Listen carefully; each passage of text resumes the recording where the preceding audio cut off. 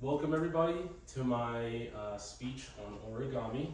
I'm gonna go through some history. I'm gonna give a demonstration about how to make a simple airplane with a couple folds.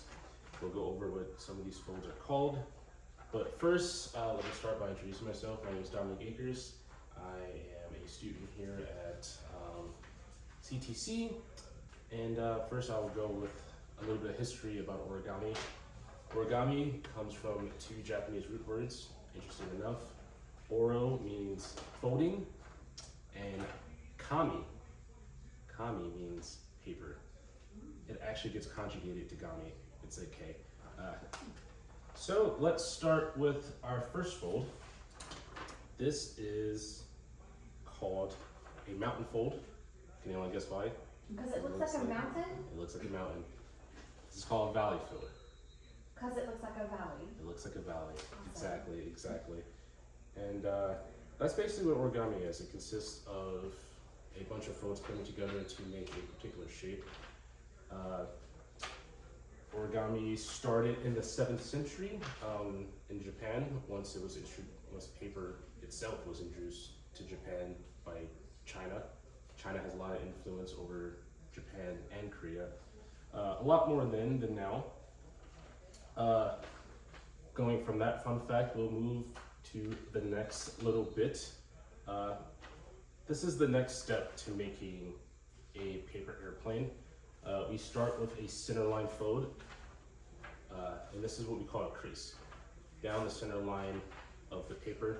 I'm gonna just throw in some fun terminology, hamburger style, hot dog style, that's from my childhood. But it really does go into the aspects of top, right, bottom edge. These are all terminologies to orient yourself for more complex origami structures. Everyone knows what a crane is, and it gets a lot more complicated than just simple airplanes. So the next step we can do is folding these inlets inward towards the center crease. This gives us the basic structure of the plane.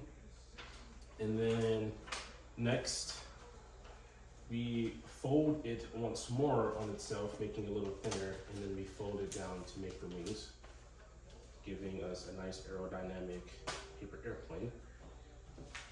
Before I go from start to finish showing you the whole process, I'll go through some more facts just for fun.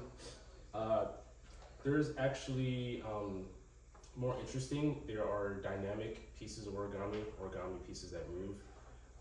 There's also modular origami, which consists of putting a number of identical pieces together to complete a single model. Think of it as the original Lego, I guess. And then there is wet folding origami, which is basically molding wet paper into shapes. I was actually doing that as a child when my dad was teaching me math. I had no clue, interesting. So from start to finish, if you want to make a plane, first, use some of that terminology, we make a mountain peak with a centerline crease. And then we take and we make 2 more creases, bringing it in towards the center line once more. Fold it up to check that it is symmetrical. And then we are going to fold in twice more,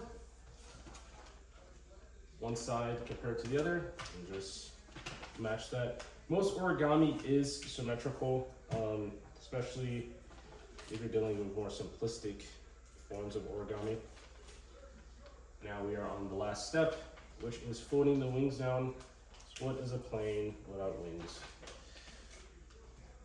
And there we go, another complete origami plane. Just a little more interesting things. This is where Asia is located, if anyone was wondering. This is Japan right here, right off the coast of Korea, and then China. And basically, the wave of influence came in through into what was once just Korea into Japan. Japan actually made a lot of advancements themselves with paper and even designing their own specialty paper specifically for origami. They had more types of origami than what we typically think about in the West. They had ceremonial origami, and they also had origami strictly just for recreation.